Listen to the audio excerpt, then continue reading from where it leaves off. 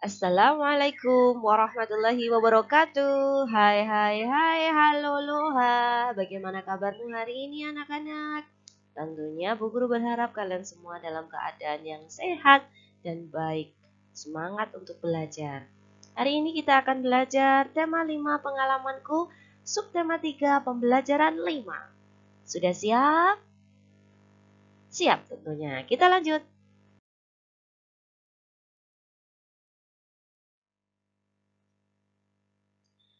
Kita belajar membaca dulu pelan-pelan bagi teman-teman yang sudah bisa membaca lancar, bagus. Untuk yang belum, mari kita belajar membaca bersama-sama kembali ya.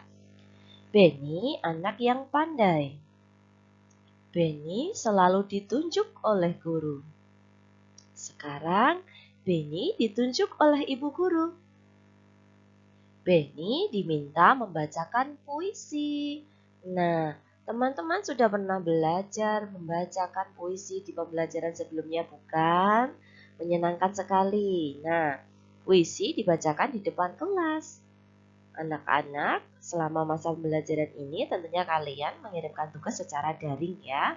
Puisi dikirimkan berupa video, betul tidak? Nah, judul puisinya adalah Paman Datang. Bu Guru akan memberikan contoh cara membaca puisi Paman Datang. Tapi ingatkah kalian pernah tidak mendengar lagu yang berjudul Paman Datang, ciptaan A.T. Mahmud? Ini bisa dibacakan sebagai puisi, bisa juga sebagai lagu ya. Coba kita ingat-ingat dulu lagunya Paman Datang. Bu Guru akan mengingatkan kembali untuk contohnya ya.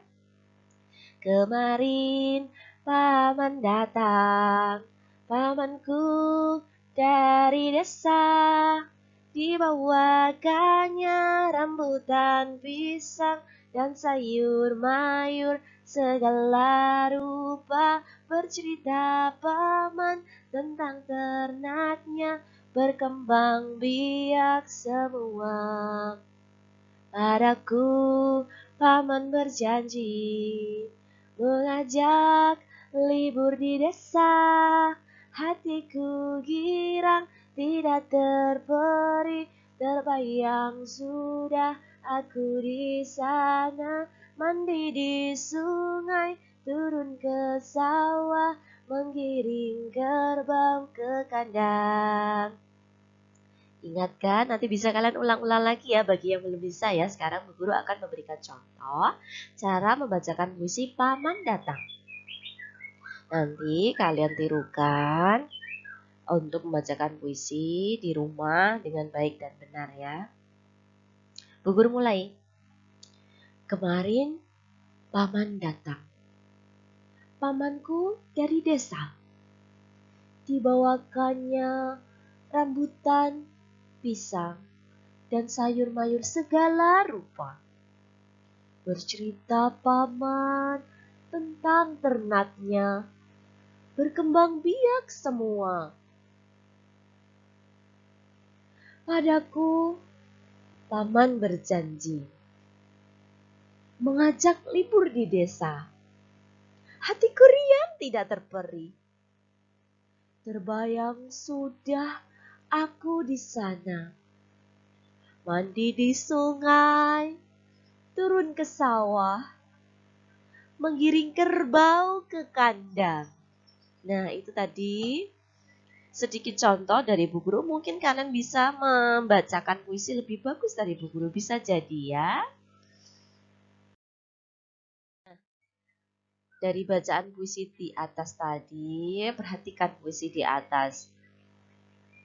Tuliskan kosakata baru, kemudian carilah arti kosakata tersebut. Apa itu kosakata? Nah, contohnya. Nih, contoh dari Bu Guru. Kalian tentu mendengar ketika membaca puisi tersebut ada istilah atau kata-kata yang baru yang belum pernah kalian dengar. Contoh dari Bu Guru yang nomor 1, berkembang biak. Apa itu arti dari berkembang biak?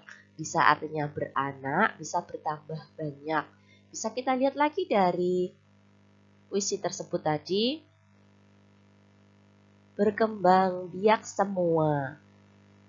Ternaknya berkembang biak semua, artinya ternak paman bertambah banyak atau beranak banyak. Yang kedua, girang. Hatiku girang tidak terperi. Nah, nomor 2 dan 3 girang. Nomor 3 terperi. Girang itu artinya senang, riang, bisa juga gembira ya. Ada riang juga. Yang ketiga terperi, tidak terperi, tak terhingga, tak terkira. Yang keempat menggiring. Menggiring kerbau ke kandang.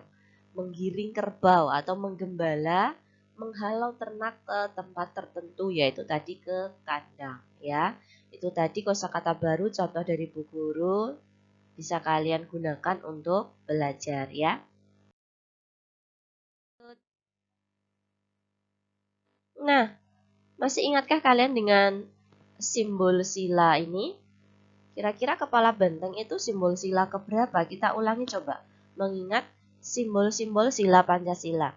Sila ke-1 simbolnya yaitu bintang ya. Sila kedua simbolnya rantai. Sila ketiga simbolnya pohon beringin. Nah, ini dia kepala benteng adalah simbol sila keempat. Yang bunyinya bagaimana? Pancasila sila keempat. Kerakyatan yang dipimpin oleh hikmat kebijaksanaan dalam permusyawaratan perwakilan. Ya, tentang musyawarah. Yang sila kelima yaitu simbolnya padi dan kapas. Untuk kali ini kita akan belajar sila keempat ya. Kerakyatan yang dipimpin oleh hikmat kebijaksanaan dalam permusyawaratan perwakilan. Kita baca dulu.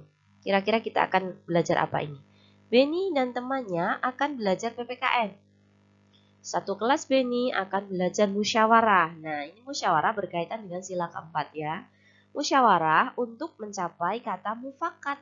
Mufakat itu sama artinya dengan kesepakatan atau hasil dari nanti rapat atau musyawarah.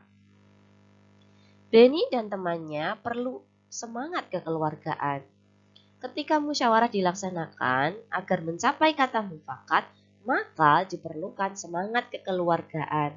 Ketika musyawarah tidak boleh saling bertengkar, boleh berbeda pendapat, akan tetapi harus saling menghargai ya.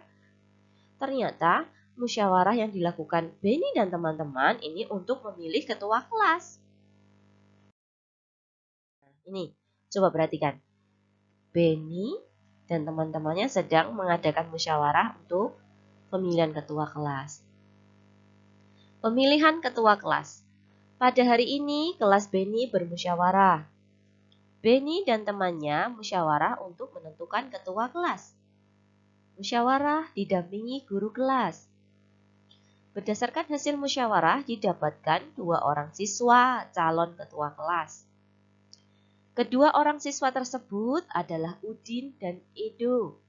Selanjutnya, Beni dan temannya memilih ketua dan wakil ketua. Caranya dengan musyawarah lagi. Akhirnya yang terpilih Udin. Udin sebagai ketua kelas. Edo menerima dengan legowo. Dengan legowo itu artinya dengan lapang dada, menerima dengan ikhlas. Jadi ketika ada pemilihan dan tidak terpilih atau artinya kalah, maka kita tidak boleh marah-marah. Tapi kita harus ikhlas karena itu merupakan hasil keputusan musyawarah atau kesepakatan bersama dengan teman-teman. Nah, dari bacaan tadi, jawablah pertanyaan sesuai dengan bacaan di atas ya. Jika nanti kalian belum paham, bisa diulang-ulang lagi membacanya. Coba jawab sekarang pertanyaan dari Bu Guru. Apa yang dilakukan Beni dan temannya? Apa tadi yang dilakukan Beni dan temannya ya? Jawabannya adalah bermusyawarah. Soal yang kedua, sebutkan nama calon ketua kelas yang terpilih. Calon ya, bukan yang terpilih, tapi calon ketua kelas yang terpilih. Tadi ada 2 orang, coba diingat-ingat. Siapa tadi ya? Ya benar, Udin dan Edo. Pinter. Soal yang ketiga, bagaimana hasil musyawarah yang dilakukan? Bagaimana tadi hasil musyawarahnya ya? Udin menjadi ketua kelas. Hebat sekali. 4. Apakah Edo menerima hasil pemilihan ketua kelas? Tentu Edo menerima hasil pemilihan dengan apa tadi? Dengan legowo atau ikhlas. Yang 5. Mengapa kegiatan musyawarah perlu dilakukan? Berikan alasanmu. Kira-kira mengapa ya kegiatan musyawarah itu perlu dilakukan? Jawabannya yaitu karena kegiatan musyawarah menghasilkan keputusan yang adil.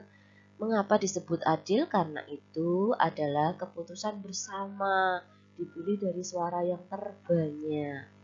Bagi yang memenangkan hasil musyawarah tidak boleh sombong. Bagi yang kalah tidak boleh berkecil hati atau marah-marah.